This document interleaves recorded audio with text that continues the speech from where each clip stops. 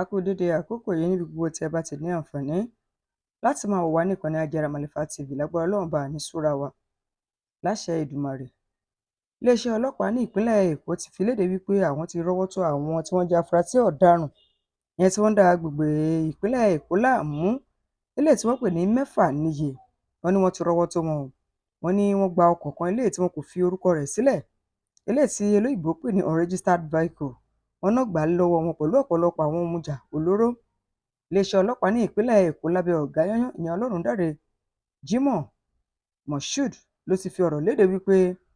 iléeṣẹ́ ọlọ́pàá ti ṣàṣeyọrí o, torí pé àwọn tí à ń wí yìí wọ́n ní ikọ̀ ẹgbẹ́ wọn wà lára àwọn tí wọ́n ti ń wà tipẹ́tipẹ́, eléyìí tí wọ́n ti fi ojú léde sí. Gẹ́gẹ́ bí wọ́n ṣe fìdí ọ̀rọ̀ náà léde, wọ́n ní nígbà tí àwọn tí ó jẹ́ igun ọlọ́pàá kan eléyìí tó jẹ́ pé wọ́n wà lójú òpópónà tí wọ́n máa ń lọ kiri láti wò ó pé báwo ni ètò ààbò ìlú bó ṣe rí. Wọ́n ní níbẹ̀ ni wọ́n ti rọ́wọ́ gún àwọn ọmọ gànfẹ́ eléyìí tó jẹ́ mẹ́fà níye yìí, tí wọ́n pe orúkọ wọn ní Yakub Ọ̀kẹ́, ọmọ ọdún méjìdínlọ́gbọ̀n, Teslim Balógun, ọmọ ọdún mẹ́tàlélọ́gbọ̀n, Emmanuel Osas, ọmọ ọdún mẹ́tàlélọ́gbọ̀n, Joseph Abba, ọmọ ọdún mẹ́rìnlélọ́gbọ̀n, Idris Adéwùnmí, ọmọ ọdún méjìlélọ́gbọ̀n àti Ọpẹ́yẹmí Kọ́láwọlé, ọmọ ọdún méjìdínlọ́gbọ̀n. Ọkùnrin ni gbogbo àwọn wọ̀nyí. Gẹ́gẹ́ bí wọ́n ṣe fìdí ìròyìn múlẹ̀ lápá bí, wọ́n ní iṣẹ́ ìwádìí ṣì ń lọ lọ́wọ́lọ́wọ́ láti lè jẹ́ kí wọ́n fi ojú wọn yẹn ibi tí wọ́n ń farasin sí. Gẹ́gẹ́ bí wọ́n ṣe wá tẹ̀síwájú ìròyìn náà, níbẹ̀ la gbọ́ wípé àwọn wọ̀nyí kọ̀ jálẹ̀ láti fi àwọn ohun tó ní ṣe pẹ̀lú ìfiléde léde fún iléeṣẹ́ ọlọ́pàá, ṣùgbọ́n iléeṣẹ́ ọlọ́pàá ti ń wá ọ̀nà tó gbọgbọ́n láti lè mọ ibi tí wọ́n farasin sí. Wọ́n ní ìbámu pẹ̀lú ìyẹn ìrọ́wọ́tó àwọn mẹ́fà tí a dárúkọ yìí ló jẹ́ pé wọ́n bá ìbọn ìléwọ́ lọ́wọ́ wọn, eléyìí tó jẹ́ pé ó lè yìn lẹ́ẹ̀mẹrìndínlógún, eléyìí tí wọ́n pè ní bíi 2 local fabricated pistol ìyẹn 16 rounds tí wọ́n pè ní 9mm ammunition, 17 live cartridge àti ọkọ̀ eléyìí tó jẹ́ ti Toyota tó jẹ́ tọdún 1999 èyí tí wọn kò fi orúkọ rẹ̀ sílẹ̀, tí wọ́n sọ pé unregistered 1999 Toyota Camry. Wọ́n ní wọ́n bá lọ́wọ́ wọn ìyẹn lọ́wọ́ àwọn afurasí mẹ́fà tí a dárúkọ yìí. Wọ́n ní pẹ̀lú iṣẹ́ ìwádìí tí wọ́n ṣe, wọ́n rí wípé ṣe rí àwọn wọ̀nyí ló jẹ́ wípé wọ́n ti wà nínú ìwé ọlọ́pàá tẹ́lẹ̀tẹ́lẹ̀, léyìí tí wọ́n sọ pé wọ́n ń wá wọn lágbègbè ìpínlẹ̀ Èkó torí ọṣẹ́ eléyìí tí wọ́n ṣe ní àwọn agbègbè náà. Àwọn afurasí ọ̀daràn yìí ni wọ́n ti ń fi ọ̀rọ̀ kò lọ́fun yọ̀yọ̀ o. Gẹ́gẹ́ bí iléeṣẹ́ ọlọ́pàá ní ìpínlẹ̀ Èkó ṣe sọ, wọ́n ní láìpẹ́ láì jìnnà máa tó fojú wọn ba ilé ẹjọ́. Ọ̀gá ọlọ́pàá yan ní ìpínlẹ̀ Èkó ìyẹn CP Ọlọ́rundáre Jimoh Moshood ó ti wá fi léde wípé ìpínlẹ̀ Èkó kì í ṣe ibi tí ẹnikẹ́ni lè dúró sí láti dàbàrú àlàáfíà rẹ̀, nítorí pé àwọn ò ní gbèṣùgbẹ̀gbà, àwọn kò tiẹ̀ nígbà rárá, nítorí àlàáfíà gbọ́dọ̀ fẹsẹ̀ múlẹ̀ ní ìpínlẹ̀ Èkó. Gẹ́gẹ́ bí alukoro iléeṣẹ́ ọlọ́pàá ìpínlẹ̀ Èkó Benjamin Hundeyin ó ṣe fi ọ̀rọ̀ náà léde fún àwọn oníròyìn wípé kí kálukú wà lójúfò, tí a bá ti rí ohunkóhun ká gbìyànjú láti sọ ohunkóhun, torí àkókò ọdún tá a wà yìí ọ̀pọ̀lọpọ̀ àwọn èèyàn tó jẹ́ pé iṣẹ́ láabi ni wọ́n fẹ́ ṣe, òun náà ni wọ́n máa darapọ̀ máwọn èèyàn ní ìlú. Ìpínlẹ̀ Èkó náà ni ìròyìn yìí sì ti bá mi, ìròyìn tá a gbọ́ wípé wọ́n ní àwọn ikọ̀ iléeṣẹ́ ọlọ́pàá ẹ̀ka ti Mushin náà ti fi dá gbogbo àwọn alágbègbè bẹ́ẹ̀ náà lójú pé kí wọ́n fọkàn balẹ̀, ṣe ètò ààbò yóò fẹsẹ̀ múlẹ̀ dọ̀ndẹ̀, pàápàá jùlọ nígbà ọdún yìí. Iléeṣẹ́ ọlọ́pàá ní ìpínlẹ̀ Èkó ẹ̀ka ti eléyìí tó jẹ́ ti Mushin ni a gbọ́ wípé wọ́n ti sọ wípé kò ní sí wàhálà bí ìdààmú kan yẹn alọ́nilọ́wọ́gbà yálà lójúmọmọ tàbí lóru lágbègbè náà, torí wípé àwọn tí ń kẹ́fì ọ̀pọ̀lọpọ̀ àwọn èèyàn eléyìí tó jẹ́ pé ọmọ ọdún bíi 14 sí 16 tó jẹ́ pé iṣẹ́ kò tọ́ eléyìí ni wọ́n fẹ́ yàn láàyò lágbègbè náà. Gẹ́gẹ́ bí iléeṣẹ́ ọlọ́pàá ní ìpínlẹ̀ Èkó ṣe tẹ̀síwájú pé ìlọ́nilọ́wọ́gbà ojúmọmọ pàápàá ìdẹ́yẹsí ni eléyìí tó ń ṣẹlẹ̀ ní agbègbè Mushin yìí. Wọ́n ní wọ́n dúpẹ́ lọ́wọ́ gbogbo àwọn aládùúgbò eléyìí tí wọ́n tètè jí gìrì láti wá fi ẹjọ́ sùn, láti lè jẹ́ kí iléeṣẹ́ ọlọ́pàá kí wọ́n ta wọ́n lólobó láti mọ ohun tí ó ń ṣẹlẹ̀ lágbègbè náà. Wọ́n ní gẹ́gẹ́ bí iṣẹ́ ìwádìí tí wọ́n ṣe, lórí pé àwọn ọmọ tí wọ́n wà nídìí ọ̀rọ̀ yìí ọjọ́ orí wọn ò ju ọmọ ọdún mẹ́rìndínlógún àti ọmọ ọdún 14 lọ. Gẹ́gẹ́ bí wọ́n ṣe tẹ̀síwájú ìròyìn náà, níbẹ̀ ni iléeṣẹ́ ọlọ́pàá lábẹ́ ọ̀gá ìyẹn Ọlọ́rundáre Jimoh ti wá gbóríyìn fún gbogbo àwọn ará àdúgbò pé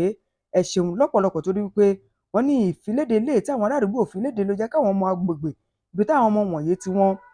wọ́n ti ń bá sí. Gẹ́gẹ́ bí wọ́n ṣe wá fìdí ìròyìn náà léde, wọ́n ní ní agbègbè Ìṣàgá Awólọ́wọ̀ Ojúwòye ìyẹn ní ọjà abẹ làwọn ti rọ́wọ́ tó àwọn ọmọ tí wọ́n jẹ́ 23 látàrí pé ibẹ̀ ni wọ́n máa ń farasin sí tí wọ́n bá ṣiṣẹ́ olè jíjà, ìlọ́nilọ́wọ́gbà àti ìdẹ́yẹsí ní eléyìí tí wọ́n máa ń ṣe, pàápàá jíjà àwọn ṣọ́ọ̀bù àwọn èèyàn tí wọ́n ń tàkárà lágbègbè Mushin àti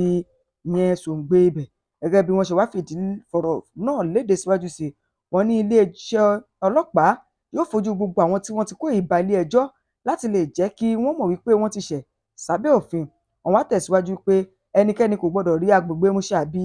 Mushin láti sọ wípé òun fẹ́ fibẹ̀ ṣelé láti máa hùwà kò tọ́. Wọ́n ní eléyìí ni àwọn kò ní gbà o. Wọ́n wá dúpẹ́ lọ́wọ́ gbogbo ará àdúgbò tí wọ́n tètè kẹ́fín ọ̀rọ̀ náà tí wọ́n sì tètè fi tó iléeṣẹ́ ọlọ́pàá ẹ̀ka ti Mushin létí wípé wọn kú iṣẹ́ takuntakun. Ẹni tó jẹ́ ọ̀gá ọlọ́pàá lágbègbè Mushin la gbọ́ wípé ó ti ṣe ìpàdé pọ̀ pẹ̀lú ìjọba ìbílẹ̀ méjì èyí tó wà ní agbègbè Mushin náà láti lè wá ìyanjútú sọ̀rọ̀ tó ní ṣe pẹ̀lú ètò ààbò tó gbọ́dọ̀ fi ẹsẹ̀ múlẹ̀ dọindọin ní agbègbè náà. Alukoro iléeṣẹ́ ọlọ́pàá ìpínlẹ̀ Èkó yẹn CSP Benjamin Hundeyin ti wá fi dá àwọn ará àdúgbò lójú pé kí wọ́n má mikàn rárá nítorí pé gbogbo nǹkan pátápátá làwọn máa wà lójúfò sí láti lè rí wípé dúkìá àtẹ̀mí wọn ó wà ní dídáàbòbò. Lórí ọ̀rọ̀ ọdún iléyá pọ̀pọ̀ ṣìnṣìn ọdún iléyá, iléeṣẹ́ ọlọ́pàá ẹ̀ka ti ìpínlẹ̀ Èkó ti fi ọ̀rọ̀ léde wípé kí gbogbo àwa tá a fẹ́ ṣọdún ká fọkàn balẹ̀ pé ààbò Ọlọ́run yóò wà lórí wa, pàápàá àwọn náà ní wò láì jẹ́ kí ààbò kó dájú ní gbogbo agbègbè náà. Wọ́n ti wá rọ gbogbo ikọ̀ elétò ààbò eléyìí tó wà ní ìpínlẹ̀ náà láti jí gìrì sùṣẹ́ the State Rapid Response Squad ìyẹn RRS yìí àti àwọn kan tí wọ́n pè ní Police Personnel Compressing Police Mobile Force Unit ìyẹn PMP àti àwọn tí wọ́n pè ní ìyẹn Counter Terrorist Unit àti bẹ́ẹ̀ bẹ́ẹ̀ lọ. Iléeṣẹ́ ọlọ́pàá ní ìpínlẹ̀ Èkó ti wá fi dá wa lójú pé ṣe rí gbogbo àwọn ẹ̀ka iléeṣẹ́ ọlọ́pàá tó jẹ́ àkànṣe eléyìí bí àpẹẹrẹ tá a pè ní Police Mobile Force Unit ìyẹn PMF, the State Rapid Response Squad RRS, the Police Explosive Ordnance Detachment EOD, Counter Terrorist Unit CTU, Special Protection Unit SPU and other task force ìyẹn eléyìí tó jẹ́ pé wọ́n wà ní ìpínlẹ̀ Èkó ní gbogbo wọn ti jí gìrì báyìí láti wà lójúfò láti dáàbò bo dúkìá àti ẹ̀mí àwọn aráàlú pàápàá nígbà ọdún pọ̀pọ̀ ṣìnṣìn iléyá. Ọ̀gá ọlọ́pàá yẹn CP Ọlọ́rundáre Jimoh Moshood ó ti wá ní kí gbogbo wa ká fọkàn balẹ̀ pé kò sí nìmí kan tí ó mì dúkìá gbogbo àwa tá a wà lẹ́kọ̀ọ́ àbí ẹ̀mí wa kọ́lọ́run kó gbà bẹ́ẹ̀ fún wọn. Iléeṣẹ́ ọlọ́pàá ní ìpínlẹ̀ Ògùn náà ti fọ̀rọ̀ léde wípé kí gbogbo àwa tá a jẹ́ olùgbé ìpínlẹ̀ Ògùn pàápàá àwọn àlejò tí ó máa wọ ìpínlẹ̀ Ògùn wá kí wọ́n fọkàn balẹ̀ gẹ́gẹ́ bí wọ́n ṣe fìròyìn léde lónìí ọjọ́ 5 oṣù kẹfà ọdún 2025 níbẹ̀ náà ni ọ̀gá ọlọ́pàá yanyan ní ìpínlẹ̀ Ògùn ìyẹn CP Lanre Ògúnlówó PhD ló ti rọ gbogbo àwọn tí wọ́n jẹ́ olùgbé ìpínlẹ̀ Ògùn láti pé kí wọ́n sùn kí wọ́n ọrùn pẹ̀lú ìyọ̀ǹda Ọlọ́run àti àtìlẹ́yìn Ọlọ́run pẹ̀lú ìgbìyànjú iṣẹ́ ọlọ́pàá eléyìí tí àwọn sọ wípé yóò bẹ̀rẹ̀ sí ní ṣọ́ gbogbo àyíká àti àyídà léyìí tó ń túmọ̀ sí pé tẹ́ bá bẹ̀rẹ̀ sí ní rí àwọn ọlọ́pàá lójú òpópónà ẹ má wò pé kí ni wọ́n tún ń ṣe níbẹ̀ láti dáàbò bo dúkìá wa àti ẹ̀mí wa. Tó bá jẹ́ ìgbà àkọ́kọ́ tẹ́ darapọ̀ mọ́ ní ìkànnì Ajára Màlífà TV lélẹ́yìí ẹ subscribe sí ìkànnì yìí, ẹ hàn notification button, ẹ like, ẹ comment, ẹ share. Àjọṣepọ̀ wa la fi lè ṣe àṣeyọrí. Ẹ ṣé, ẹ jẹ́ á pàdé ní comment section. Ẹ kú ìfẹ́.